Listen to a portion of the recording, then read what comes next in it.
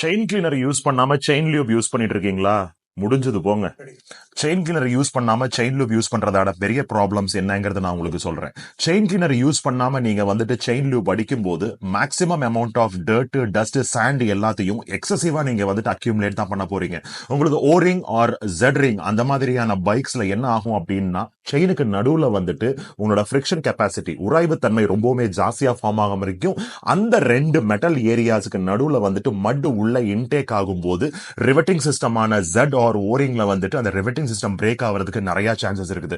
So இந்த ஒரு ரீசன்னால நீங்க கிளீனர் யூஸ் பண்ணி ஃபர்ஸ்ட் எடுத்த உடனே அதில் இருக்கிற டஸ்ட் அண்ட் டர்ட் வந்துட்டு ஃபர்ஸ்ட் ஸ்பில் ஆயிருட்டும். ஃபர்ஸ்ட் அதை ரிமூவ் பண்ணதுக்கு அப்புறமேலு ஒரு நல்ல ஒரு பிளஷ் ஆர் லைக் ஒரு மைக்ரோ ஃபைபர் கிளாத் வச்சுட்டு கிளீனா வந்துட்டு தொடச்சு முடிச்சுட்டு just dry it for around 15 minutes and after that செயினோட லெஃப்ட் அண்ட் ரைட் சைட்ஸ்ல மட்டுமே வந்துட்டு இதை வந்துட்டு ஸ்ப்ரே பண்ண ஸ்டார்ட் பண்ணுங்க ஆன் தி செயின் லூப்ஸ்.